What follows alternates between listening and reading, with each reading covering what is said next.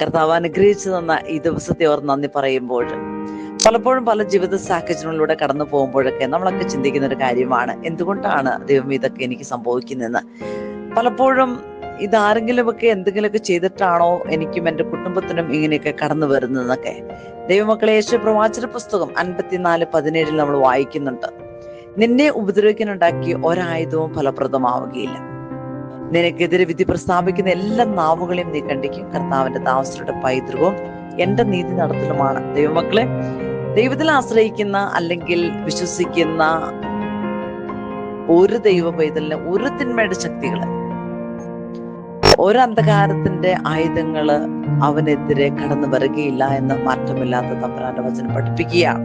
കാരണം ശക്തനായുധധാരിയായിട്ട് കൊട്ടാരത്തിന് പുറത്തു നിൽക്കുമ്പോൾ അവന്റെ വസ്തുക്കൾ സുരക്ഷിതമായിരിക്കുന്ന പോലെ ദൈവം അവനെ കാത്തുകൊള്ളും. 2 മക്കാരുടെ പുസ്തകത്തിലെ 8:18 നമ്മൾ വായിക്കുന്നുണ്ട്, നമുക്കെതിരെ വരുന്ന ശത്രുക്കളെ ലോകം മുഴുവനെ തന്നെയും അങ്കുലി ചലനം കൊണ്ട് തറപറ്റിക്കാൻ കഴിയുന്ന സർവശക്തനായ ദൈവത്തിലാണ് നമ്മുടെ പ്രത്യാശ.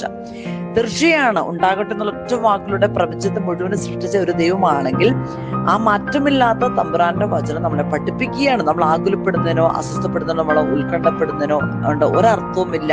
കാരണം നമ്മൾ ഒരു സൈഡിൽ നമ്മൾ നിന്ന് പ്രാർത്ഥിക്കുകയും മറ്റൊരു സൈഡിൽ നിന്നുകൊണ്ട് ദൈവം എന്തുകൊണ്ട് ഇതൊക്കെ സംഭവിക്കുന്നു, അവരത് ചെയ്തു ഇവർ ചെയ്തു എന്ന് വിശ്വസിക്കാതെ ദൈവത്തിൽ ആശ്രയിക്കുക. ആ ദൈവത്തിൽ വിശ്വസിക്കുന്ന ഒരു ദൈവം ഇതിനെ അവനെയോ അവന്റെ കുടുംബത്തെയോ തകർക്കാൻ ആർക്കും പറ്റുകയില്ല. ഒരു തിന്മയുടെ ശക്തികളോ ഒരു അന്ധകാര ശക്തികളോ അത് ദൈവം നമ്മളോട് പറയുകയാണ്. അപ്പോസ്തല പ്രവർത്തനത്തില് നമുക്കറിയാം 16-ാം അധ്യായത്തിൽ 25-26 തിരുവചനത്തില് പൗലോസും സീലാസും തടവറയിൽ കിടക്കുന്ന സമയങ്ങളില് അർദ്ധരാത്രിയോടത്ത് അവർ ദൈവത്തെ പാടിസ്തുതിക്കുന്നു. തടവുകാർ അത് കേട്ടുകൊണ്ടിരുന്നു.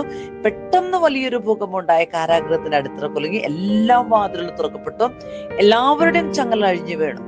ഇത് നമുക്ക് വലിയൊരു ഉദാഹരണമായിട്ട് ദൈവമായ കർത്താവ് തന്നിരിക്കുകയാണ്. കാരണം എവിടെ പ്രാർത്ഥനയുണ്ടോ, എവിടെ ദൈവനാമം പ്രഘോഷിക്കപ്പെടുന്നുണ്ടോ, അവിടെയൊക്കെ എല്ലാ തരത്തിലുള്ള അന്ധകാര ശക്തികൾ നീങ്ങിപ്പോകും.